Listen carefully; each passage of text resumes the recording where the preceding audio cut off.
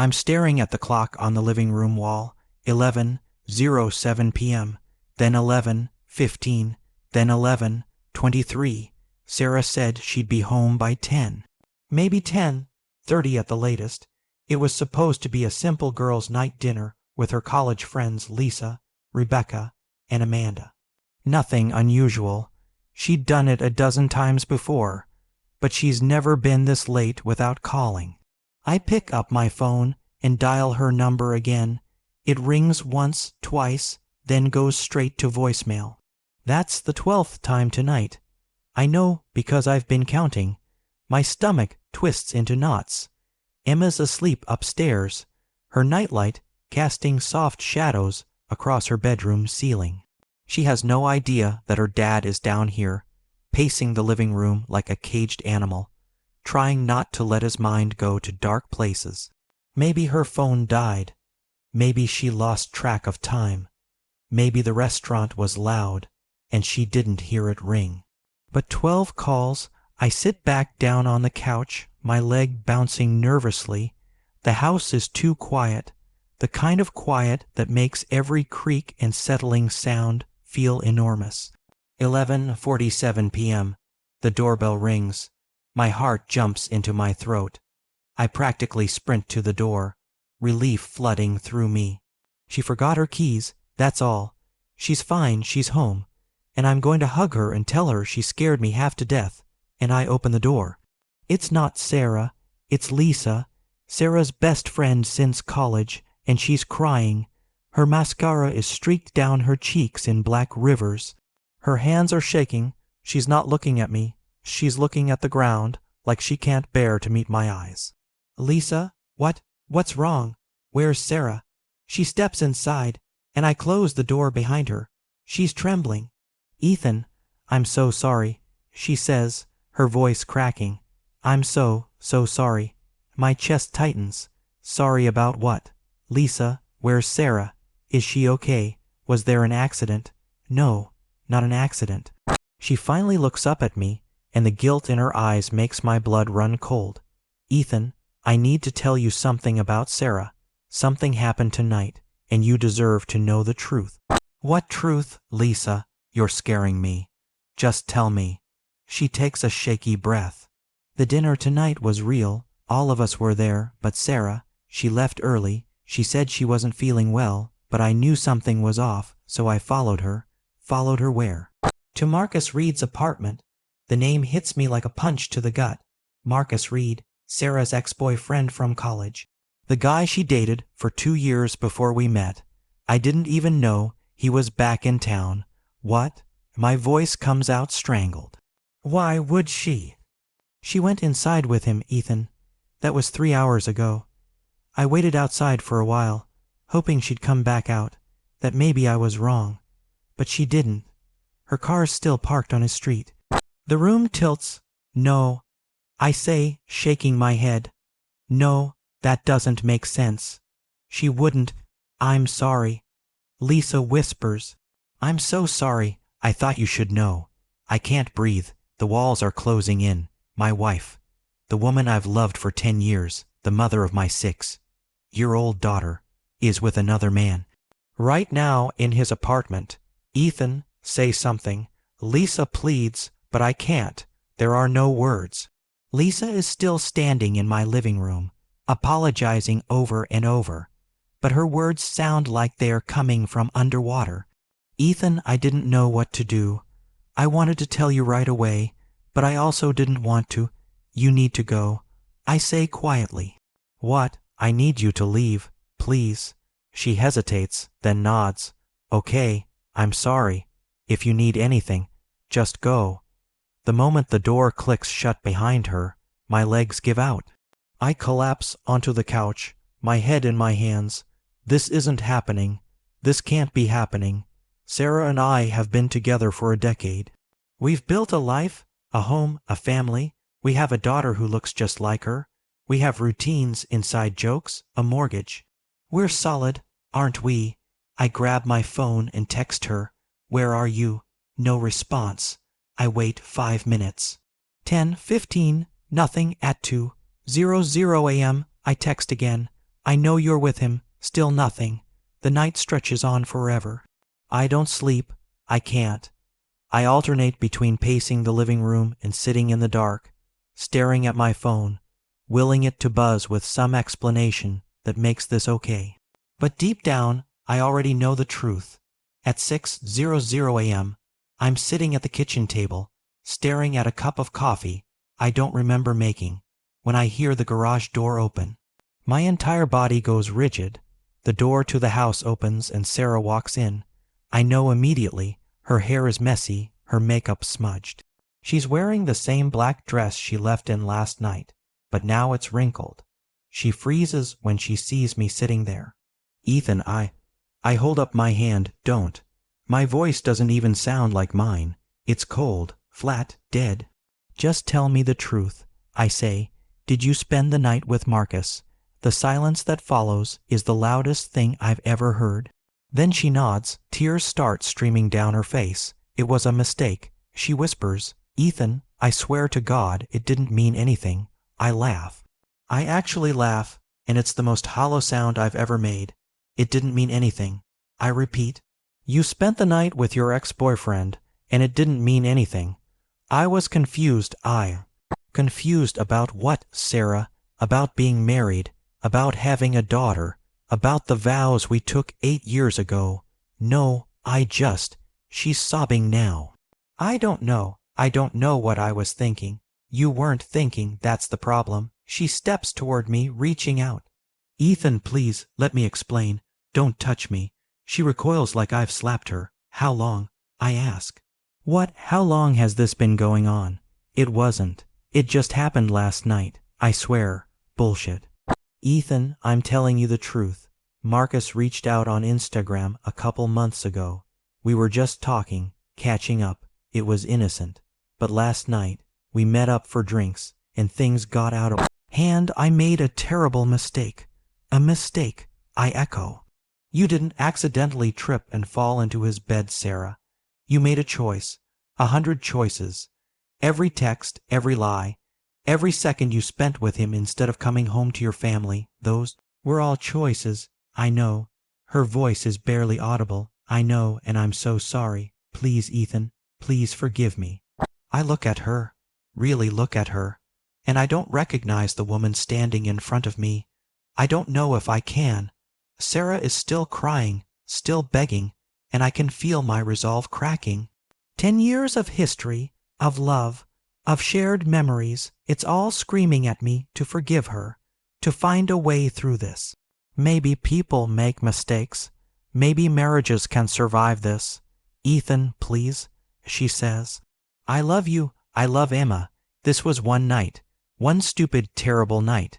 Don't throw away everything we've built. I'm about to respond when my phone buzzes on the kitchen table. Unknown number. I pick it up, and my blood turns to ice. It's a photo. Sarah and Marcus kissing outside a restaurant. Her hand is on his chest. His arm is around her waist. But it's the timestamp that destroys me. This photo wasn't taken last night. It was taken 3 weeks ago. I show her the phone without saying a word. The color drains from her face. Who sent this? She asks, her voice panicked. I don't know. Another message comes through. She's been lying to you for a month. There are more photos. You deserve to know the truth. Then a third. Marcus has done this before. He destroys marriages for fun. Check his social media. You're not the first husband. My hands are shaking so hard I can barely hold the phone. This wasn't one night. I say quietly, Ethan, you've been seeing him for a month.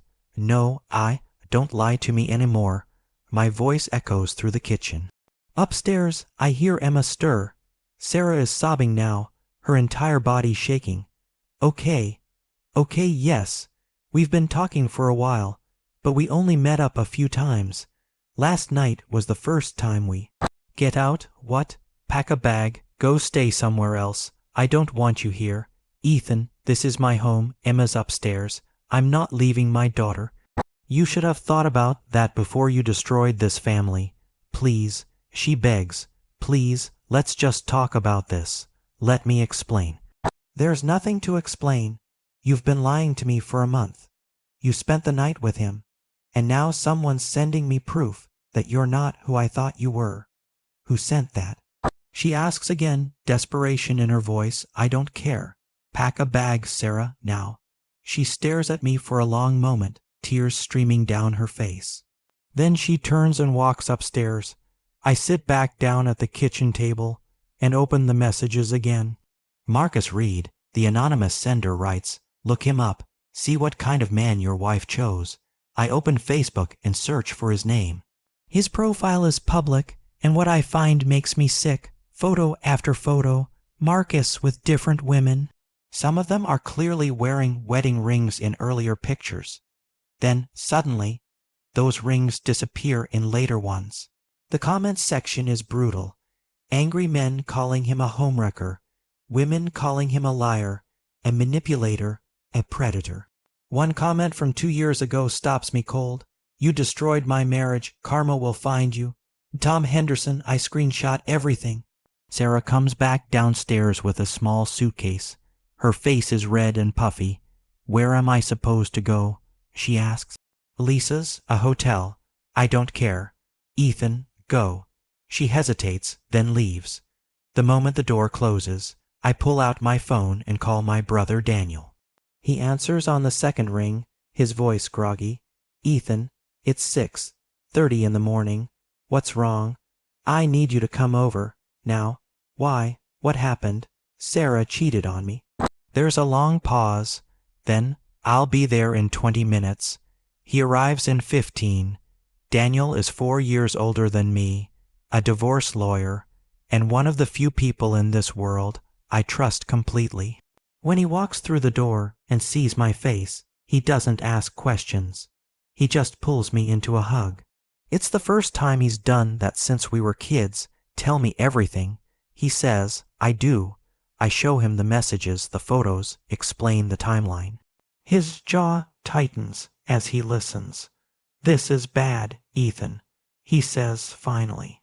But we can handle this. First, you need to secure evidence. Screenshot everything. Forward those messages to me. Second, don't make any major decisions while you're emotional. Third, think about Emma, oh God, Emma. How do I tell my 6-year-old daughter that her mother betrayed us? I can't do this. I whisper. Yes, you can. Daniel says firmly. Because you have to. For her. He helps me change all the passwords on our joint accounts. He suggests I install monitoring software on the shared tablet Sarah and I use, just to see if she's still communicating with Marcus. It feels dirty, invasive, but so does everything she's done. That afternoon, I get another message from the unknown number, Marcus Reed. Search him on Facebook, look at his past relationships. I already did, but I reply, who are you? No response. Instead, another message, someone who's been where you are. I'm sorry I couldn't warn you sooner. I stare at the screen, then type, Tom Henderson. 3 dots appear. Then, yes, I meet Tom Henderson the next morning at a coffee shop downtown. Daniel offered to come with me, but I need to do this alone. Tom is around my age, maybe a little older. He's got dark circles under his eyes and the kind of tired expression that comes from carrying something heavy for too long. Thanks for meeting me, I say as I sit down across from him. I'm sorry we're meeting like this, he replies. We order coffee, and for a moment, neither of us speaks. Then he says Marcus Reed seduced my wife 3 years ago. They met at a college reunion. She was vulnerable. We'd just lost her mother, and she was grieving. He swooped in, made her feel special. Told her she deserved better than me. How long did it go on? 6 months. By the time I found out, she was ready to leave me for him. He laughs bitterly. Except Marcus didn't want her. The moment I filed for divorce, he ghosted her, blocked her number, moved to a different city. She realized too late what he was. Did she ever come back? She tried, begged me for a year to take her back, said she made a mistake, that she loved me, all the usual lines, and I said no, some things you can't come back from. His words hit me like a freight train. He gets off on it. Tom continues. The conquest, the power, he doesn't care about these women. He just likes knowing he can destroy something that someone else built. How many others? At least 4 that I know of, probably more. I feel sick. Why are you telling me this? I ask. Because I couldn't save my marriage, but maybe I can help others see the truth before it's too late. I've been tracking Marcus, warning people when I can. I saw his posts with your wife a few weeks ago and started digging. I'm sorry I didn't reach out sooner. Does Sarah know what kind of person he is? Tom shrugs. My ex didn't. Not until it was too late. These guys are good at playing the role. Charming, attentive, exciting. They make women feel alive again. By the time reality hits, the damage is done. We talk for another hour. Tom gives me advice, legal, emotional, practical. He tells me to document everything, to protect my daughter, to not let guilt or nostalgia cloud my judgment. When I get home, Sarah has been calling. 10 missed calls, 15 texts. Lisa calls too. Ethan, I know this is horrible, she says carefully. But Sarah really does love you. She's devastated. Maybe counseling. Lisa, I appreciate you telling me the truth that night. But if Sarah loved me, she wouldn't have done this in the first place. Not once, and definitely not for a month. I understand. She's my best friend, and I hate seeing her like this. She made her choice. That evening, Emma comes downstairs while I'm making dinner. Where's Mommy? She asks. I crouch down to her level. Mommy needed some time away, sweetheart. Grown-ups sometimes need space, but she'll come back right. Her big brown eyes stare up at me, so full of trust. You and Mommy are forever. I can't answer. I make a decision. I'm not going to beg. I'm not going to wait for Sarah to figure things out. I'm taking control of my life. Daniel helps me file for divorce. We cite adultery, and thanks to the anonymous messages, Tom's messages, we have documented evidence. The messages keep coming. More photos, screenshots of text conversations between Sarah and Marcus. One message from Sarah to Marcus reads, "He's so predictable. Works late, comes home, plays with Emma, falls asleep. I need excitement." I read it 3 times before I forward it to Daniel. Something fundamental breaks inside me. Within 3 days, Sarah receives the divorce papers. She shows up at the house, hysterical. "You're really doing this," she screams from the front porch. After everything we've built, after 8 years of marriage, I stand in the doorway, calm. "You ended our marriage the moment you got into Marcus's bed. I'm just making it official. Ethan, please." She's crying so hard she can barely breathe. I made a mistake. A huge, terrible mistake. But we can get past this. People do it all the time. We can go to counseling. We can know. What? I'm not interested in counseling. I'm not interested in hearing more excuses. You made your choice. She changes tactics. Softness, vulnerability. Ethan, I was confused, scared of getting older. I felt trapped, like my life was just routine. Marcus made me feel young again. But I choose you. I choose Emma. I choose our family. You didn't choose me when you lied for a month. I say evenly. You didn't choose Emma when you destroyed her stable home. You chose yourself, and now I'm choosing me. I watch her face crumble, and I feel nothing. The man who would have done anything to save this marriage died the moment I saw that timestamp. "Please," she whispers one more time. "Goodbye, Sarah." I close the door. That night, Emma asks me again when Mommy's coming home, and I don't have a good answer. But something else happens that night too. I get a text from Jessica, a colleague at my architecture firm. "Hey, I heard you're going through a rough time. If you need anything, even just someone to listen, I'm here." I stare at the message for a long time. Then I reply, "Thanks, Jessica. That means a lot." For the first time in days, I smile. Not because I'm interested in her romantically. I'm not ready for that. Maybe never will be. But because her kindness reminds me that good people still exist. 2 weeks later, Lisa calls me. "I thought you should know," she says carefully. Marcus ghosted Sarah. What? She's been trying to reach him for days. He won't answer her calls, texts, nothing. She went to his apartment, and he told her through the door that it was fun while it lasted, but he's moving on. I should feel vindicated. Instead, I just feel sad. She's devastated. Lisa continues, not because she lost you, because he doesn't want her. The irony isn't lost on me. I'm sorry she's hurting. I say, and I mean it, but that's not my problem anymore. Word spreads fast in our mid-sized town. Sarah's parents call me, apologizing profusely. Her father, a deeply religious man, tells me he's ashamed of his daughter and supports my decision.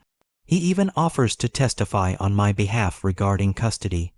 Sarah's colleagues at work find out. Her once thriving marketing career starts to suffer. One of her clients, a woman who went through something similar, drops her immediately. It's not fair, maybe. But it's reality. Emma starts asking harder questions. Why doesn't Mommy live here anymore? Did Mommy do something bad? Sarah's scheduled visitations are awkward and painful. Emma can sense the tension and starts acting out tantrums, nightmares, regression. My heart breaks for her. Daniel recommends a child therapist named Angela Ross. I take Emma to see her, and within a few sessions, Emma starts to improve. Angela suggests I see her too. I do, and for the first time, I'm able to talk about the rage, the betrayal, the grief without feeling like I'm falling apart. You're mourning two losses, Angela tells me, the woman you thought you married and the future you thought you'd have. Both are legitimate griefs. Her words give me permission to feel everything I've been bottling up. Meanwhile, Tom reaches out again. I wanted you to know, he says. Marcus just started seeing someone new, another married woman. I'm trying to warn her husband, but it never stops, does it? Not for guys like him. Thanks for trying to help me, Tom. I don't know if I ever said that. You would have done the same. 4 months after that terrible Sunday night, our divorce goes to court. Daniel represents me. Sarah has her own attorney, a sharp woman in a gray suit who tries to paint Sarah as a remorseful wife who made one mistake. But the evidence is overwhelming. Daniel presents the photos, the text messages, the timeline. He brings Tom Henderson as a character witness, establishing Marcus's pattern of behavior. He shows that Sarah made continuous, conscious choices. Sarah's attorney argues for 50 custody, claiming I'm alienating Emma from her mother. But Angela provides a deposition explaining Emma's fear and confusion about her mother's instability. She recommends primary custody stay with me. Judge Patricia Morneau listens to everything with a stern expression. When it's time for her ruling, she looks directly at Sarah. Mrs. Cole, you had a choice at every step of this affair. You chose deception over honesty, excitement over commitment, and selfishness over your family. While I don't condone adultery as character assassination, the evidence shows poor judgment, particularly concerning your daughter's well-being. She grants me primary custody. Supervised visitation for Sarah every other weekend. The house remains mine. Assets are split, but the settlement favors me. Sarah cries throughout the ruling. As we leave the courtroom, she tries one last time. Ethan, please, can we just talk? I look at her, really look at her, and I realize I don't recognize this person anymore. Maybe I never really knew her at all. There's nothing left to say, Sarah. I hope you find whatever you're looking for. I really do, but it won't be with me. Daniel drives me home, where my father is waiting with Emma. Dad puts a hand on my shoulder. You handled this with dignity, son. Your mother would be proud. That night, after Emma's asleep, I sit on the back porch. I let myself feel everything, the grief, the anger, the relief, the fear, and underneath it all, the smallest spark of hope. 6 months have passed since the divorce was finalized. My life looks completely different now. Emma is adjusting. She still has hard days, but therapy helps. Our routine is stable. She knows Mommy lives somewhere else, sees her every other weekend. She's learning that sometimes families change shape, but love doesn't disappear. Sarah moved to a neighboring city. According to Lisa, she's in intensive therapy and cut off contact with Marcus, who, predictably, moved on to his next target. Lisa and I still talk occasionally. She's apologized 100 times for not telling me sooner. I've forgiven her. She was in an impossible position. I've thrown myself into work. I landed a major commercial project, a community center design that's the biggest commission of my career. Jessica and I have coffee together sometimes. Nothing romantic. I'm not ready for that. But she's become a genuine friend. She makes me laugh, which I didn't think was possible 6 months ago. I've started running in the mornings. The physical activity clears my head. I've lost 15 pounds and feel stronger than I have in years. My relationship with Emma has deepened. We have adventure Saturdays at parks, museums, blanket forts. Last week she told me, "Daddy, you're my best friend."